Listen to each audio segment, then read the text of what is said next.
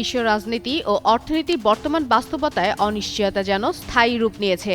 যুদ্ধ, ভূরাজনৈতিক উত্তেজনা ও বাণিজ্য দ্বন্দ্ব একসঙ্গে বাজারে চাপ সৃষ্টি করেছে। এই প্রেক্ষাপটে মার্কিন প্রেসিডেন্ট ডোনাল্ড ট্রাম্পের শুল্ক হুমকি আবারও আন্তর্জাতিক বাজারে আলোড়ন তুলেছে। এর সরাসরি প্রতিফলন দেখা দিয়েছে স্বর্ণ ও রূপার দামে, যা রেকর্ড উচ্চতায় পৌঁছেছে। যুক্তরাষ্ট্রের ৪৭তম প্রেসিডেন্ট হিসেবে ডোনাল্ড ট্রাম্পের প্রথম মেয়াদের ১ বছর শেষ ২০ জানুয়ারি। এই ১ বছরে তার অর্থনৈতিক নীতির সবচেয়ে স্পষ্ট বৈশিষ্ট্য ছিল আগ্রাসী সুরক্ষাবাদ ও শুল্ক নির্ভর বাণিজ্য কৌশল। বিশ্লেষকদের মতে এই নীতির মূল্য দিতে হয়েছে শুধু যুক্তরাষ্ট্রকেই নয়, পুরো বিশ্ব অর্থনীতিকেও।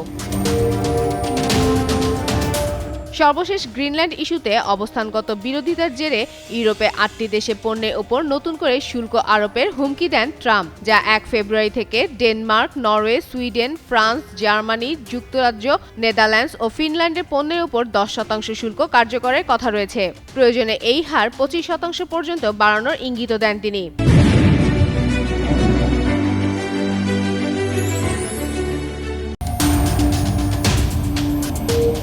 এই ঘোষণার পর থেকে আন্তর্জাতিক বাজারে নিরাপদ বিনিয়োগ হিসেবে স্বর্ণ ও রূপার চাহিদা বেড়ে যায়। এতে স্বর্ণের দাম প্রতি আউন্স প্রায় $৪,৬৯০ পৌঁছে ইতিহাসের সর্বোচ্চ পর্যায়ে ওঠে।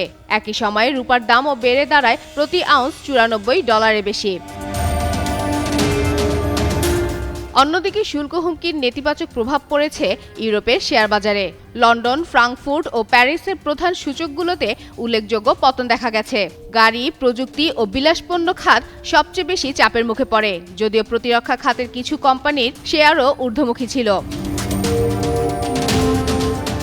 বিশেষজ্ঞরা বলছেন, ট্রাম্প প্রশাসনের এই ধারাবাহিক শুল্ক নীতি যুক্তরাষ্ট্র ও ইউরোপের মধ্যে বাণিজ্য সম্পর্কে আরও জটিল করে তুলেছে। আন্তর্জাতিক মুদ্রা তহবিলের মতে, বাণিজ্য উত্তেজনা বাড়লে বৈশ্বিক প্রবৃদ্ধির ঝুঁকিও আরও তীব্র হবে।